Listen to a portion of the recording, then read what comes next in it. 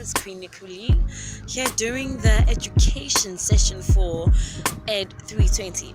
Okay, we are dealing with curriculum development and I am going to try to make this as interactive as possible. So basically, when we are looking at the education 320, we're going to be looking at the approaches, the theories, the assessment. We're going to be looking at various opinions that have to do with the development of curriculum.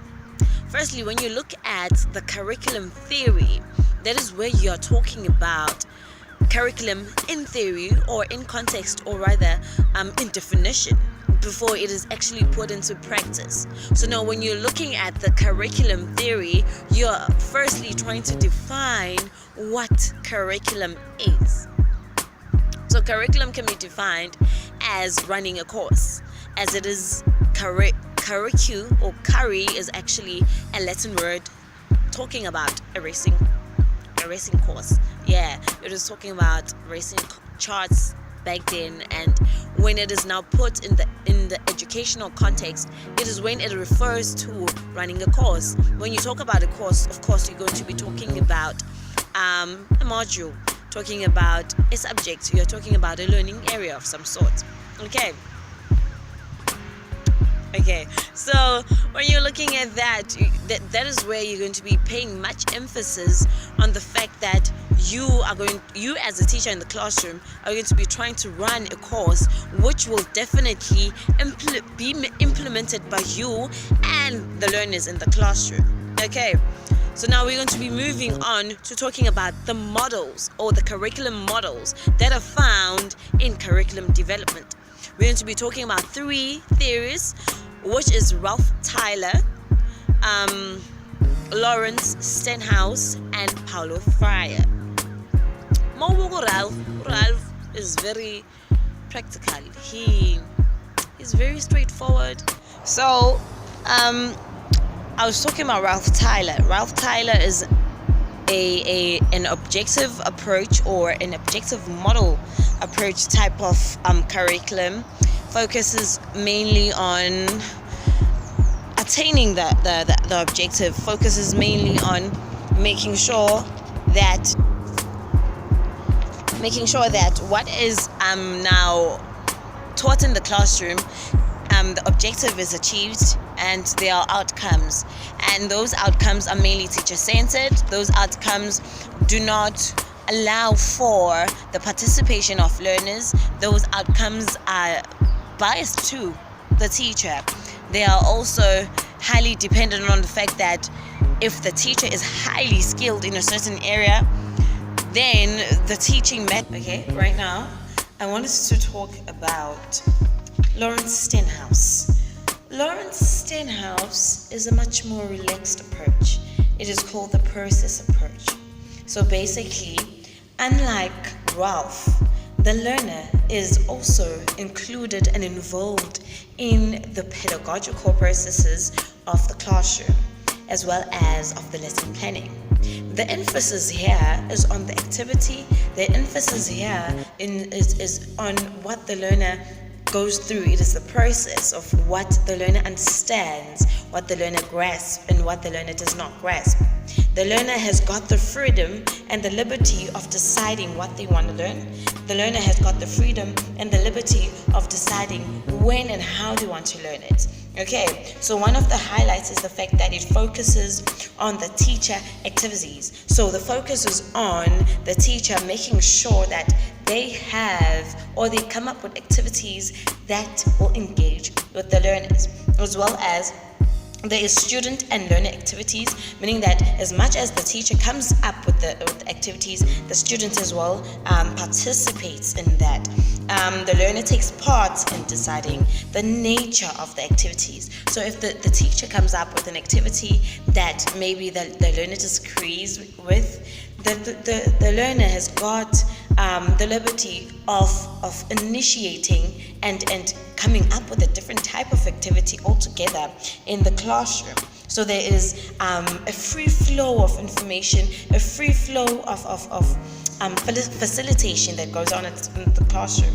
The teacher is not just the head or the authority of the class, but the teacher is just a facilitator. The teacher scaffolds the learners. The teacher just supports the learners.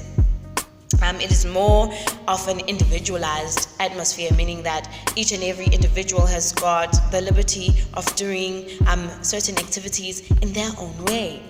Also, it focuses on the roles of both the learners and the teacher. So if the teacher is facilitating, the learner goes through the process. If the learner gets stuck, the teacher comes in and lets the learner continue from there. Okay, it emphasizes on learning skills, and certain activities are for life, such as experiments. So this type of model is perfect for science and mathematics students because it emphasizes the skills part of the process. It emphasizes on the experiments that they're going to go through. It emphasizes on implementing formulas and methods found on those activities.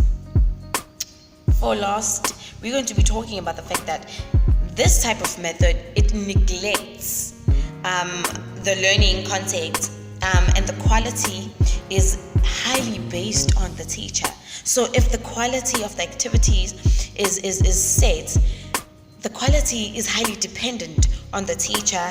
And if the teacher has got a problem in a certain area, well, it will affect the learners because the teacher is not really skilled in that area, and therefore the quality is now jeopardized or compromised.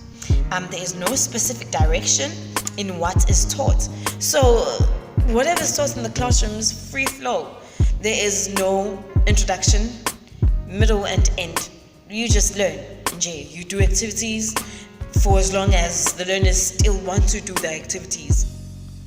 Lastly, the process becomes the product, meaning that as much as there should be a content that directs the whole process, the activity itself becomes the main idea or the main theme. Okay, so if you have any questions regarding Lawrence Stenhouse, drop your comments. But I think that is just straightforward.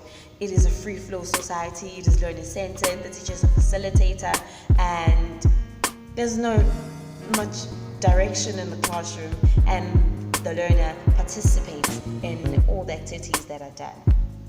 Okay, right now we're going to be talking about my favorite, Paulo Freire. His is called the critical pedagogy. So your critical pedagogy is very political. It is very revolutionary. It is on the emphasis of critical thinkers.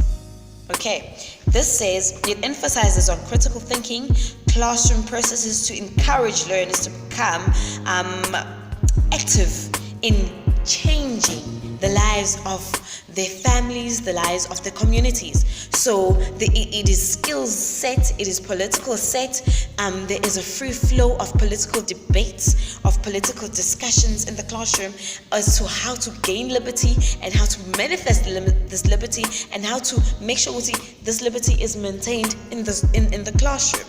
So Freire is much more concerned in encouraging political and critical engagement in the debate, in the deliberation of their day-to-day lives. So their lives is taken, or their context is taken and put in the classroom, and the learners are able to learn according to what they actually go through in their everyday lives. And solutions are found in the classroom, and solutions as to how to implement them are also discussed in the classroom. The students are empowered to have a voice. So not only is the teacher leading this revolutionary classroom, but the learners as well are also revolutionaries. They are also politically minded. They are conscientized. They are encouraged to make sure that they go back and serve their communities, and to serve them in a liberty-minded way, to serve them in a way that will benefit them for the better. Lastly, it breaks away from a Eurocentric perspective and acknowledges the emotional nature of the learners, making it a revolutionary classroom. So whatever is taught in the classroom, it touches the hearts of the students.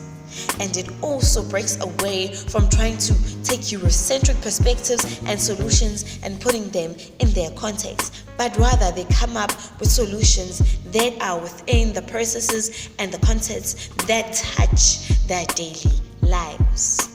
The learners are encouraged to go back to teach their parents what they learned in the classroom, and the parents are also encouraged to discuss with these things or these topics that they were learning in the classroom. That is Paulo Freire in the critical pedagogy, which encourages critical thinking, which encourages political debate and political consciousness in the classroom. Drop your comments and we will definitely take it from there.